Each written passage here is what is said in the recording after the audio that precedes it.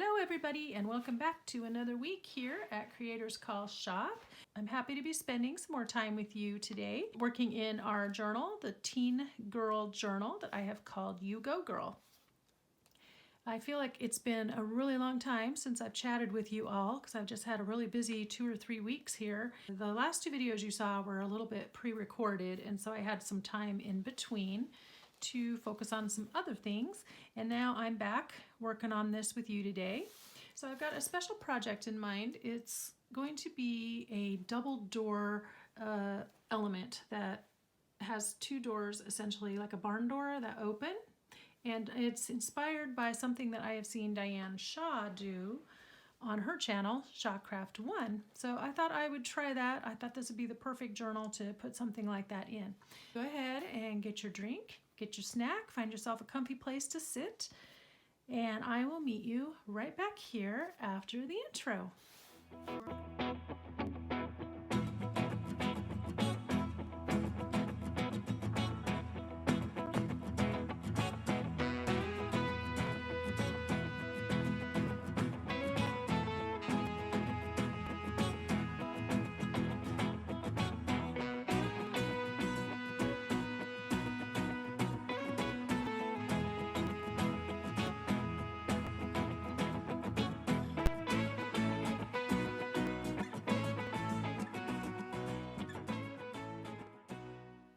As I said, today's project is inspired by Diane Shaw at Shawcraft 1, and she tends to do a lot of really cute farmhouse style journals, but something that she's been adding recently is this barn door element.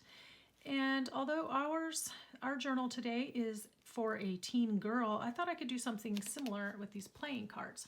So my thought was I would take these and then they would open up, and then inside I would have, I want to put this as a pocket, and I want to use this as a closure to tie it shut. And that's just kind of all I have. That's as far as I've really gotten with it. I'm trying to figure out exactly what I want to do. So we're going to play along together and see what we can come up with. If I get to a spot where I'm kind of stuck and it takes too long, I'm going to just stop recording, and then I'll come back to you after I've gotten to a place where I can pick up the process again. So this is the page I am going to be putting it on, and I'm going to take this off the other side because it's too big. But I'm going to leave that paper clip there so I can remember where it goes, and we will scoot all of this out of the way. There we go. Sorry for the squeaky chair. I don't notice it when I'm sitting in it, but when I edit the videos back, I really notice it. Okay, so I just thought this would be a great place for a teenage girl to hide some of her private thoughts and just maybe put little things of interest or write notes about what she wants to do in her life and who she wants to be. So these playing cards, these oversized playing cards, and this ribbon, and then the baggie, the sack, and then these items in here all came from Pam. So these are all part of the challenge box that she sent me, and then I'm adding some papers from my stash, and then this is probably going to also be an element that I include behind the doors. So we're just going to play around and see how it turns out. So this scrap, this was in a box of things that I had found at a thrift store, and they were all pre-cut into cards, but I like it opened up. And I also like the really happy pattern. So I think that would make a good base for our barn doors. And then I don't think I'm going to cover these. I might write a little message or two on the inside of the doors, but I like how they look on the outside. I don't really want to do much here, I don't think. So we're going to leave those plain, and then this is going to come around and tie shut.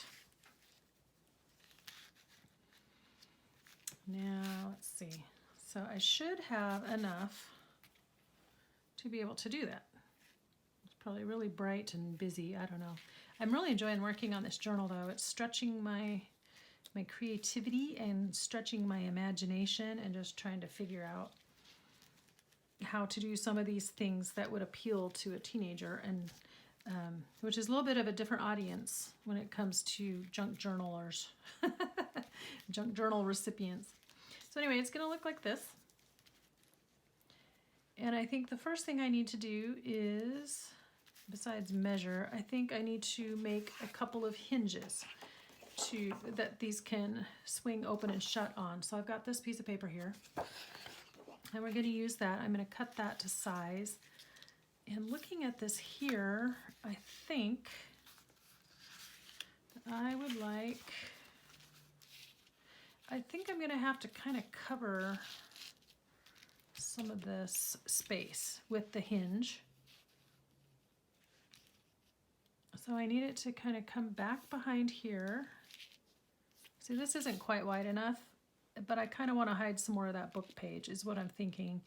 And then I want it to, first of all, I've got to make sure that they are how long they are and cut them to that size. It's going to be right there. But then I want it to overlap by probably an inch or so there and back behind this card. So I don't know how wide that is. Let's measure that.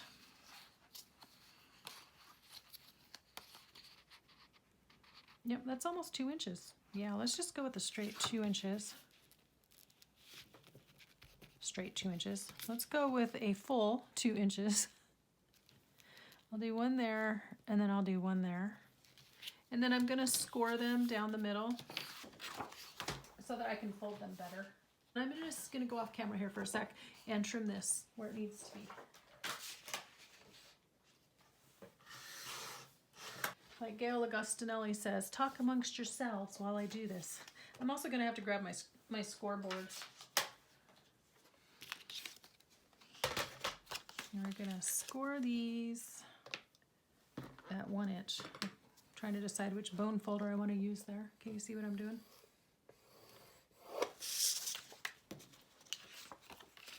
Yeah, so it's been a while since I last recorded anything for this journal because I was recording ahead a little bit. But that was because we had my daughter and her husband from out of state, the ones that moved last year. They came to visit us for a week, and I wanted to be free to see them, so that was a lot of fun. And then, right before that, right before they came, my oven had died, unfortunately. Now, I'm going to use this, the Fabri-Tac, and I don't know if I want to scuff these up a little bit. I think maybe so that they accept the glue a little bit better, because this is a slick surface. I don't think I want to sew them. I did do quite a bit of sewing in here. I'm enjoying having some of the sewn elements in here just for texture and for interest, but I don't think I want to do that on here. This doesn't look straight. What happened? Yeah, it's not. I thought I was prepared before I sat down to record. I've been trying to get to this video all day, getting it recorded, but I just have had a lot to do. Part of that relates back to what I was doing prior, what I've been doing in the last couple weeks. So anyway, my kids came to visit. Oh, that's better. My kids came to visit, but right before they had come, my oven died. Boy, considering I scored these, they're not very, they didn't really get in the middle, did they? I'm going to leave that one because it's more straight than the other one. I feel like I'm all fumbly today. Okay, I scored it, but apparently that didn't matter because my folds aren't straight. Anyway, there we go. That looks better. I've got my sanding block here. This is the one I used in my craft table makeover video, but it's also really good when you have something that's got a shiny, slick surface. I hope I don't jiggle the camera too much, but I probably am. When you have something with a shiny, slick surface like that, it's really handy to have either a giant, you know, one of the oversized emery boards, nail files, or you can use one of these sanding blocks. So this one was left over from my craft table makeover video, but it's a handy tool to have in the craft room. Okay, so I'm just going to do the outside edges of those, and then I'm going to glue these hinges on. And then I will try to have a coherent sentence, a complete sentence. I tell you what I've been doing. So anyway, my oven died, and I thought maybe it was the heating element. We were pretty sure. And so I had ordered one. Well, I looked all over Creation for one here, but turns out that my old oven, which was LG, wasn't made anymore, nor were there any parts to be had, and it's only 10 years old, but we weren't going to be able to find a replacement for it. So I called all these different used appliance places and things, and I tried to get a hold of LG online, and somebody had said go to their Facebook page, they answer faster, but I didn't actually do that. I did go to their site and sent them a message, and they did respond, but they just told me we don't have it in stock. And then I had looked on eBay and there was nothing, and then in my calling around, all these different stores all the appliance centers just go to the same place, which is eBay and the internet. So, you know, it didn't matter that I was looking there, because that's the same place that they looked too.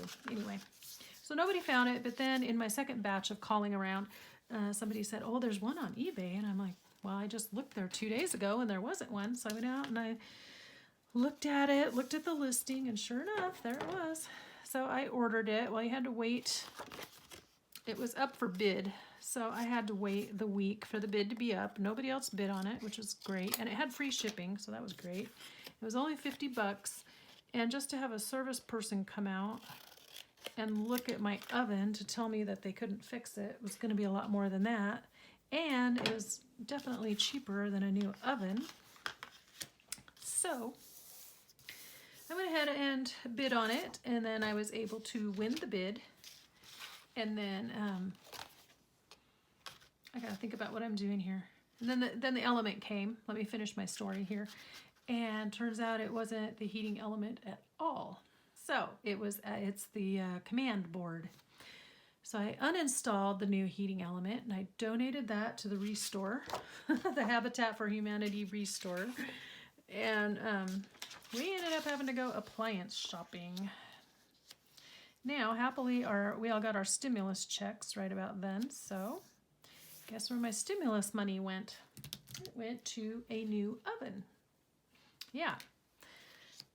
So I decided, since I'm getting a new oven, I'm going to want a new refrigerator too. And that wasn't me just being spoiled. We had bought all of our appliances at the same time in 2011. And last year we had to replace the dishwasher and the microwave, so they had already gone out, and my refrigerator is making weird noises, and the ice machine wasn't working, and then the one that we have out in the garage has been starting to have inconsistent cooling, you know, like freezing your food in some spots and then it's getting soft in the freezer, and that's always a sign that your fridge is going out. So I was like, well, if we're gonna get a new stove, then I'm getting a new fridge too, and the one from in here can go out to the garage to replace that, and then we'll get a new one in here. And so, yeah, we spent some time going appliance shopping after the kids went home. Actually, I think we got it done while they were still here, but they had to leave, and then we didn't get the appliances for another week. Okay, I'm gonna stop here for a sec because I want to sew this onto the back of this card so that it all lays nice and neat in here, and when I glue it to this page, then everything stays secure. So hang on. Alrighty, Roo, I'm back. So I went ahead and I sewed this along the back, just kind of sewed around here. And I think I would like to attach it to this page with some score tape, because this is pretty heavy duty stuff, and I would just want to make sure this is secure so that when somebody's tying it and untying it and pulling on the strings that this just doesn't come off. So I'm gonna go ahead and attach my score tape really fast. Yeah, okay, so back to the saga of the appliances. Yeah, so we ended up going and getting a new stove in one spot and a new refrigerator in another place. And while we were there, the microwaves were also on sale. I think they were on sale. Anyway, they were a good price, and it was the same brand. So we wound up going with Frigidaire, and two of them are Frigidaire Gallery, and then one of them is just standard Frigidaire, not Gallery or Professional or anything.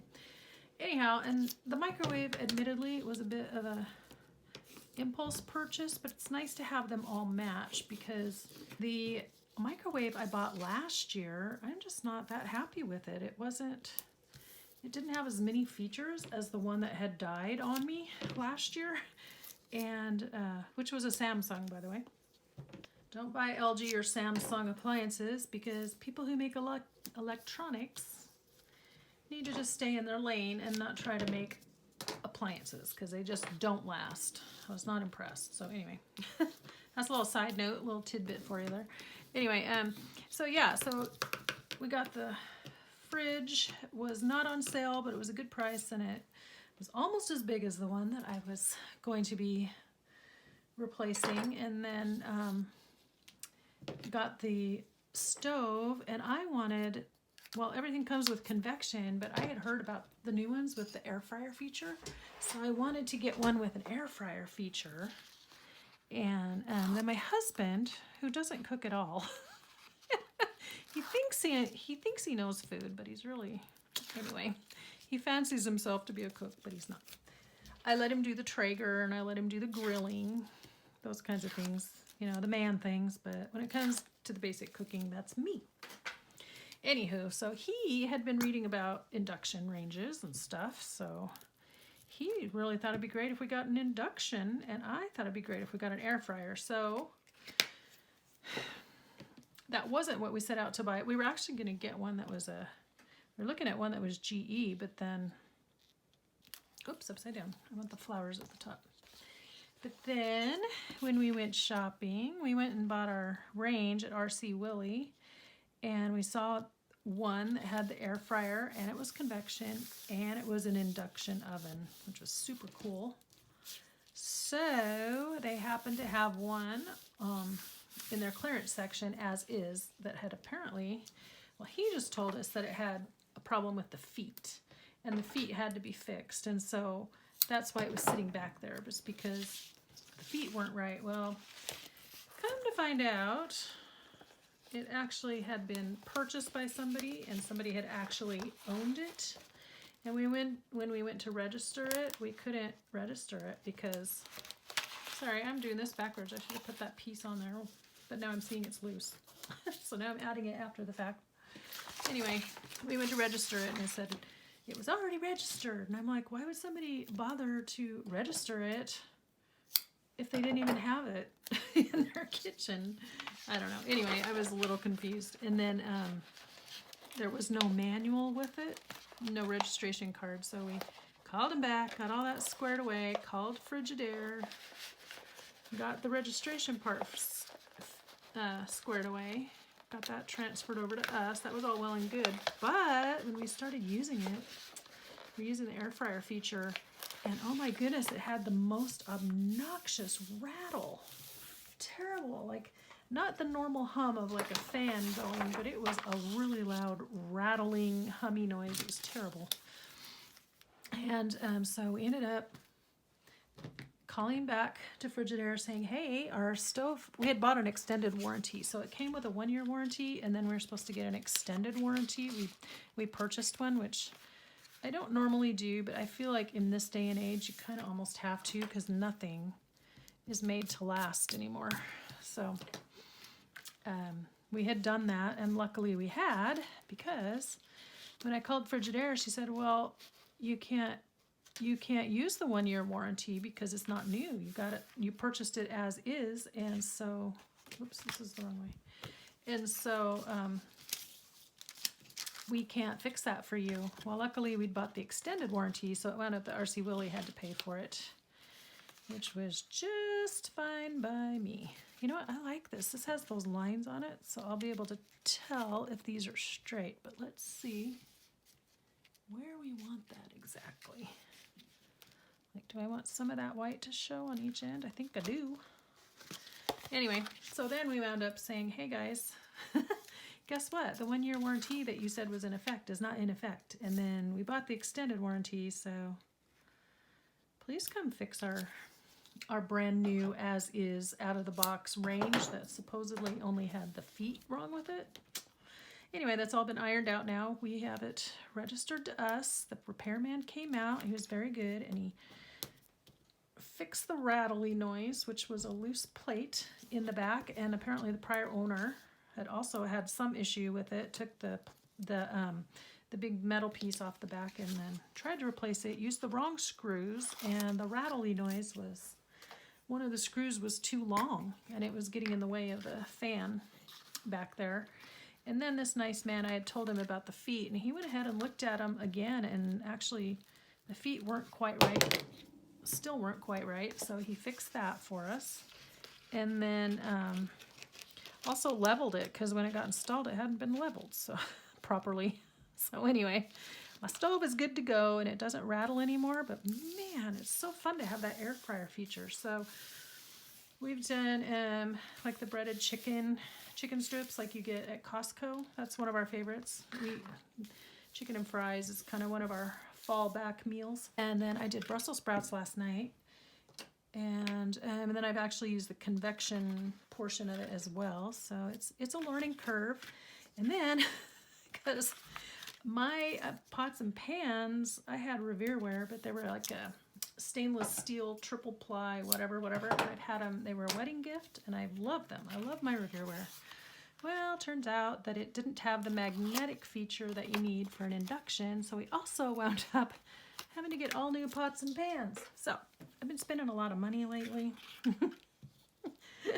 Anyway, not because I necessarily wanted to, but somewhat out of necessity. But we just decided if we were going to do it, let's just do something nice.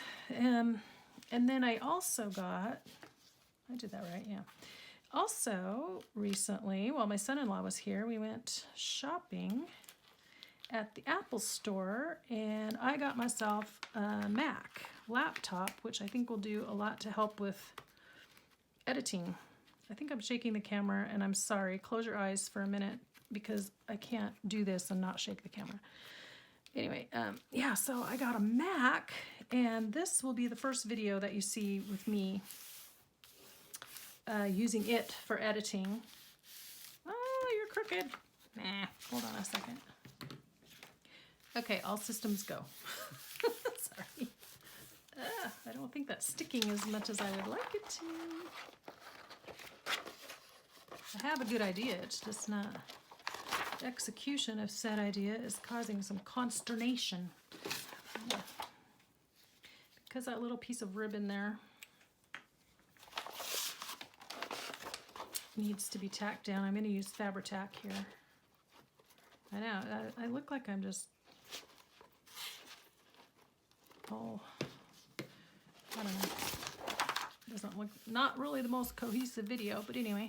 But I don't really know what I'm doing, and so neither do you, by extension. Anyway, we're learning this together a little bit. I think every one of these, if I was going to do this, every one of these would be a little bit unique and have its own challenge because of the materials I would wind up using. So this will give you the basic idea of how we want to do this. Okay. So anyway, I got my stove squared away. I've got a new Mac, and I got earbuds to help with the recording. Although I'm not wearing them, I'm just talking to my camera. And but it also helps with the editing piece of that, so that I'm not disturbing everybody. And then we plan for it to replace our desktop, because I know that thing's gonna die one of these days, and I wanted to kind of be ahead of it and troubleshoot before it was a problem or an emergency. So I had already had the money set aside for that. So that wasn't like, you know, we're buying appliances and computers and pots and pans. We've been spending a lot of money lately.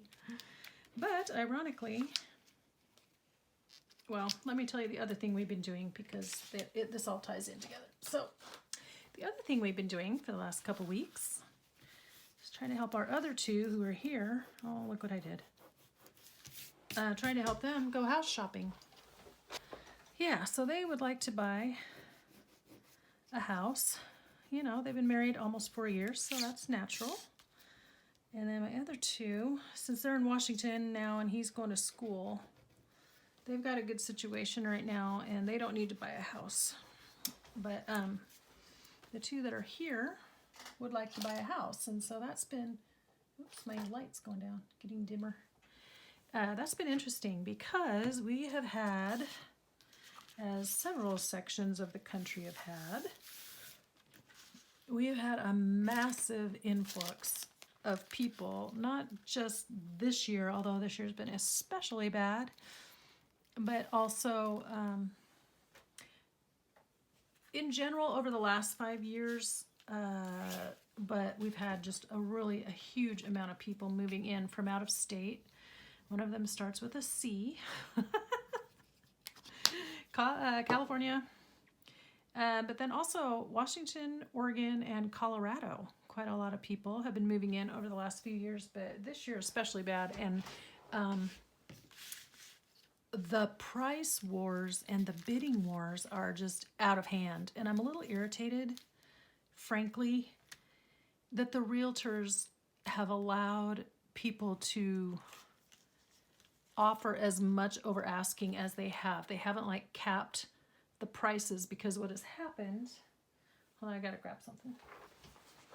I'm looking for a specific page here because I wanted to add pockets, and then I rethought about how I wanted to do it. So now I want to play with these. It's not them, but it's a counterpart. Where are you? There they are.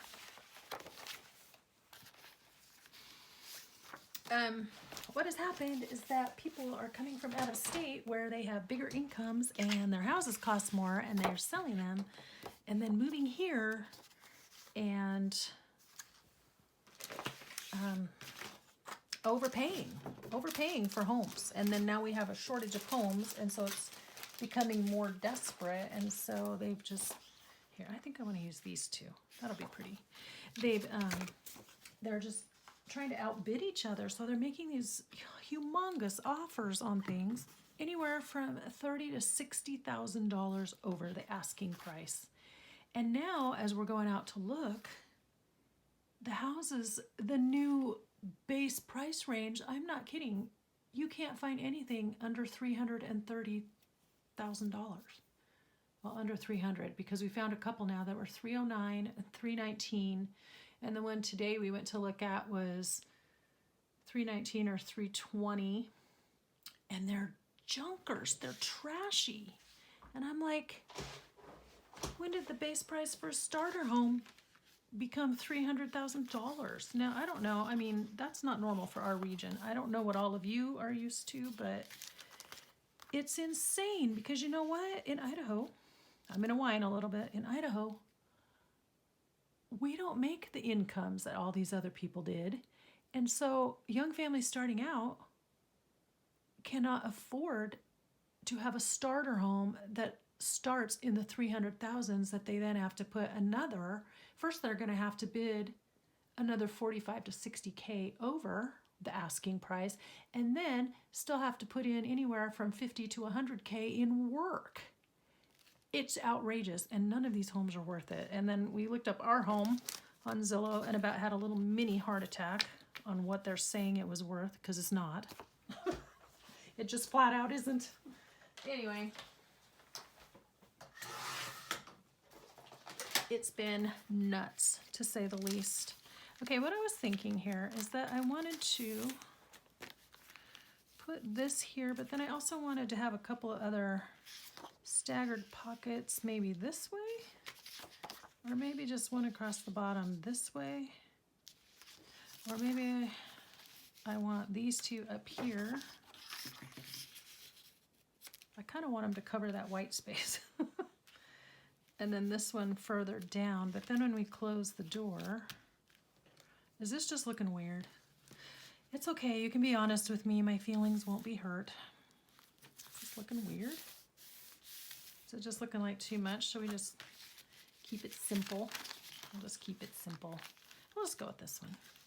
Yeah, I just wanted to play around and see how that looked, because in my mind's eye it looked really great, but maybe not. And then I think maybe here, should we ink them up? I want to cover that white space, but I don't know how. I don't know with what.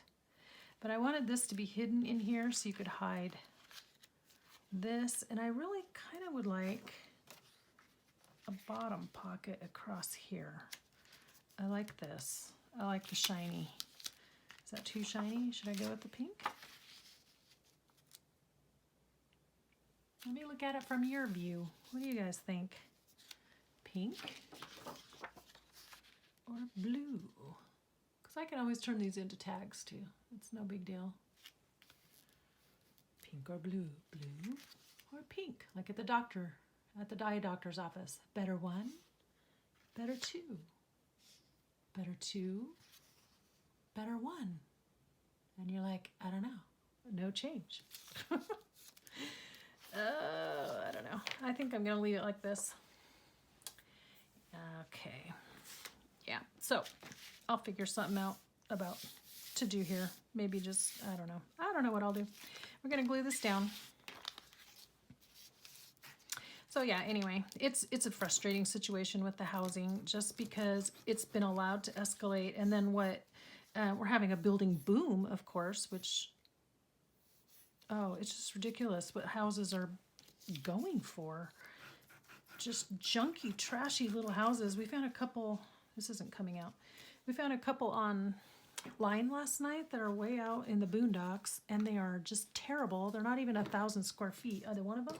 And they wanted $300 and some thousand. And I'm like, your realtor needs to be honest with you and not give you false expectation of what your home is worth, because they weren't even on land. They didn't have a lot of acreage to go with them. They're just little dinky houses, and because they just wanted to get in on the housing craze. But anyhow, it's been disheartening for my children, because he's a he just graduated 2 years ago from college, so he's got his engineering degree, and he has, he had a job already lined up because he had interned for them for a year before he graduated. But he's a engineer, a civil engineer, and he's working for an electrical engineering firm.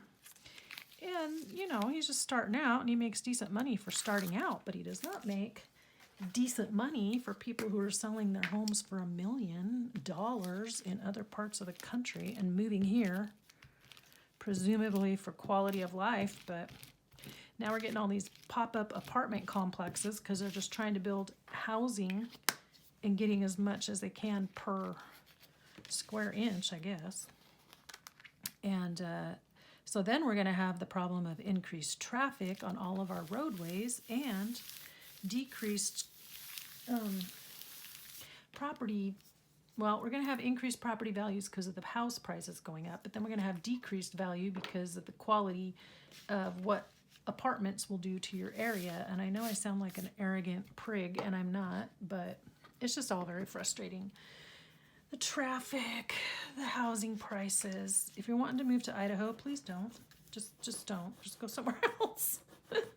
And I know Tennessee, Texas, Arizona, Florida, they're all getting hit as hard as we are because people are just pouring out of California. And apparently there are people there willing to buy up their places. So I don't see that it's going to stop anytime soon. It's just like me putting lipstick on a pig here. That's what I called one of their houses the other day. It's like they're just putting lipstick on a pig, because they were, and they had done a very poor job of trying to flip a house that they had bought in January and were trying to sell in March. And I was like, yeah, this is sad. It's very sad. But more sad is that somebody else is going to come along and actually pay what they're asking and just not get the value for it. Don't overpay for something just because you want to have it. It's not worth it.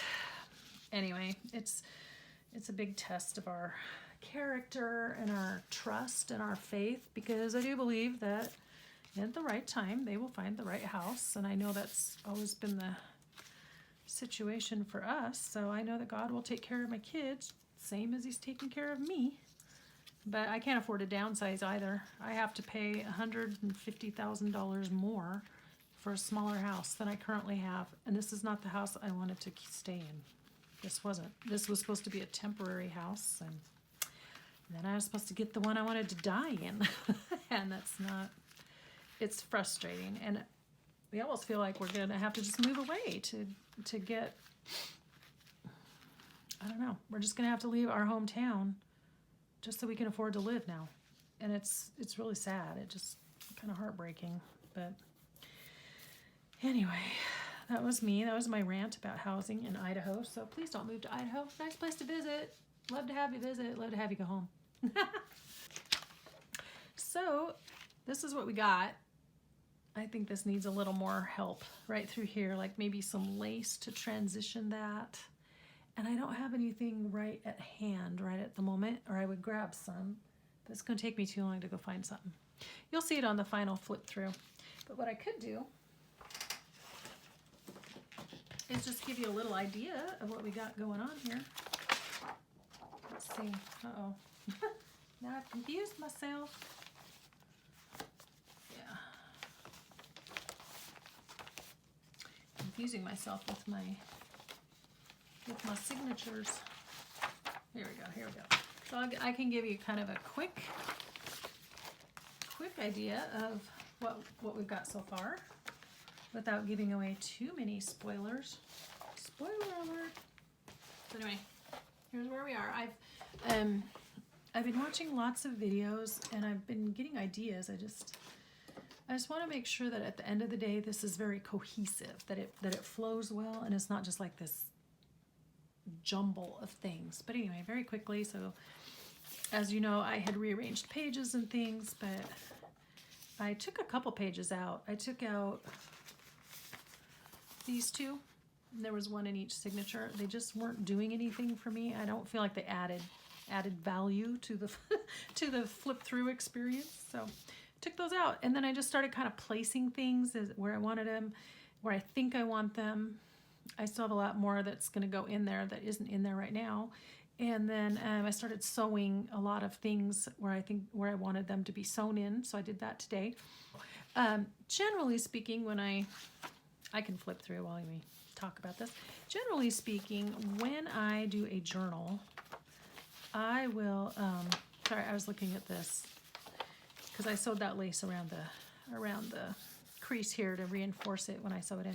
I generally will sew in the signatures first before I start doing a lot of embellishing, but on this one, because I just have so many interesting little things, I went ahead and I have put some of the embellishing things where I need them to go. Now, like this one, I don't want to secure that until I do sew these in, because this would just be awkward to work around. But this is going to flip up like this. And that's what that's going to look like there. And then I have an idea for what I want to put there, so I'll explain that to you later. Oh, that does remind me. Oh, I just feel so scatterbrained. I am scatterbrained. It's late at night, and I just feel, I honestly, I tried like 50 attempts at my intro today on this video.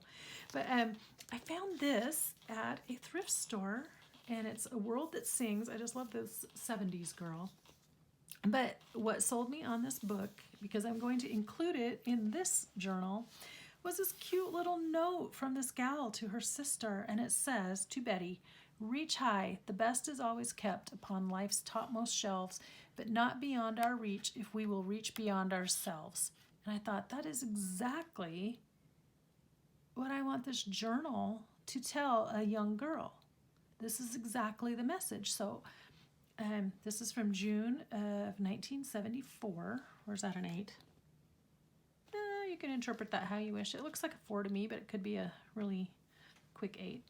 And then it says, I want to thank you, Betty, for helping me reach high, and I hope you will enjoy the rest of these poems as I have. They seem to speak right to us. Keep a smile on your lovely face. Love from your little sis, Kathy.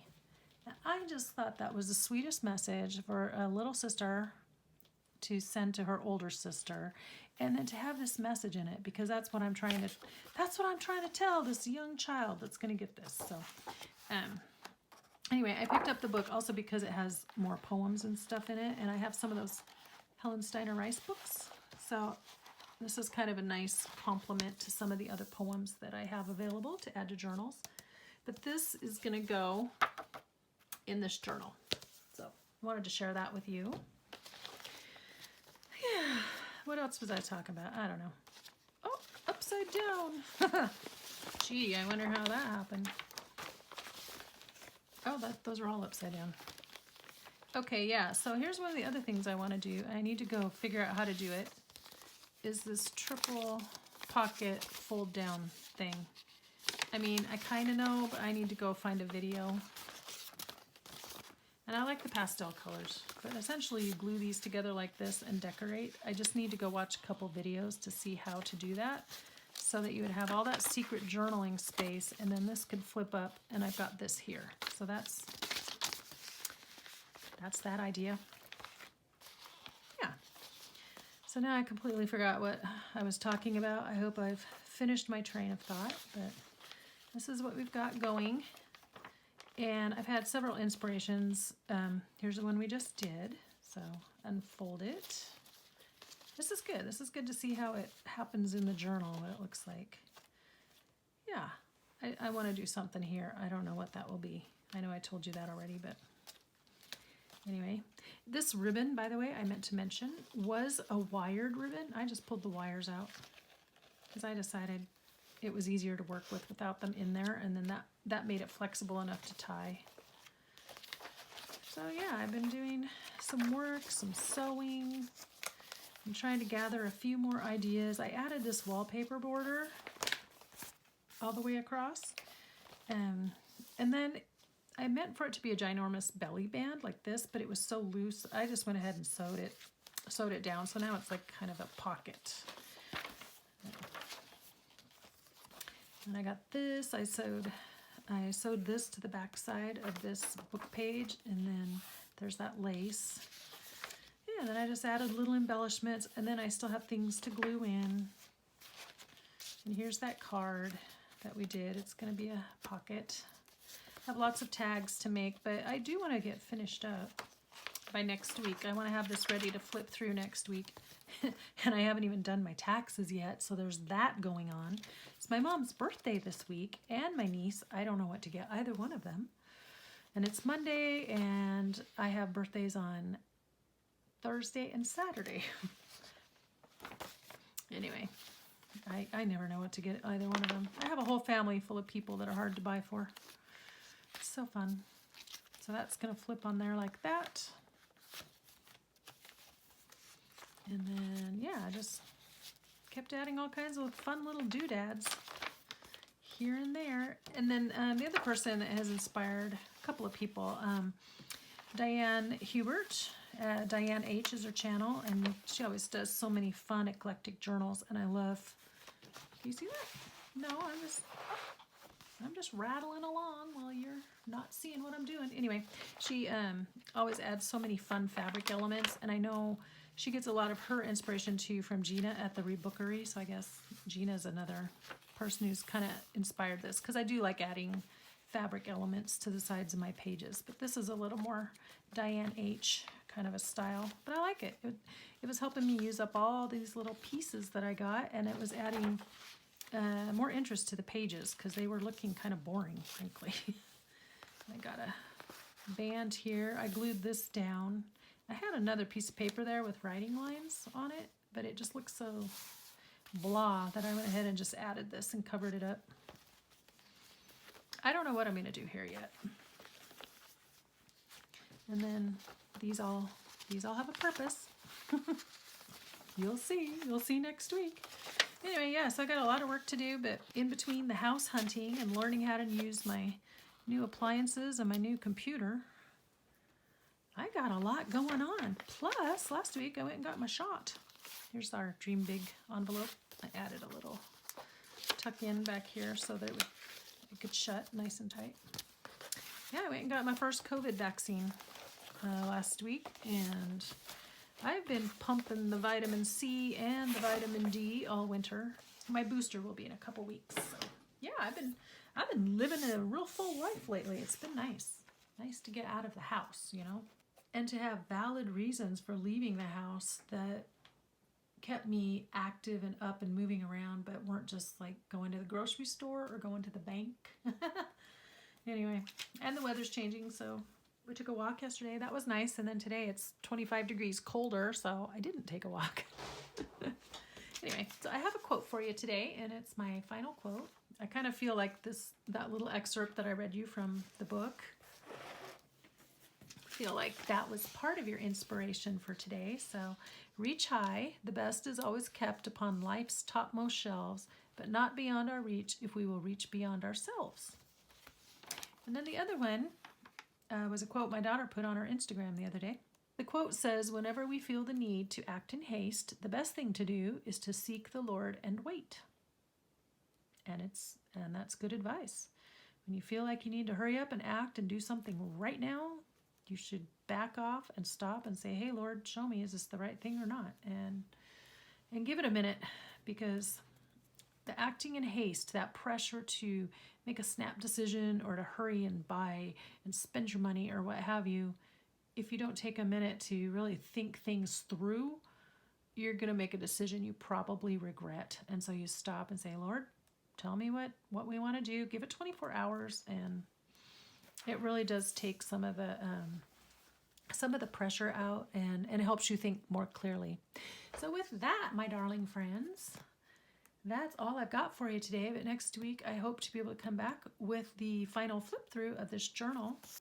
So guys, I'm thrilled to have been able to share time with you today, and I hope that you guys will take a minute to say hi and let me know what you think so far. Until next week, guys, I want you to be inspired and do something creative today, or this week, or this month. I hope you all had a blessed Easter. I forgot to mention Easter was in there. So we celebrated ours 2 weeks ago when the kids were here. So we just had a quiet day yesterday, but I hope that all of you had a blessed and worshipful, praise-filled Easter day. All right, I'll see y'all next week. Bye-bye.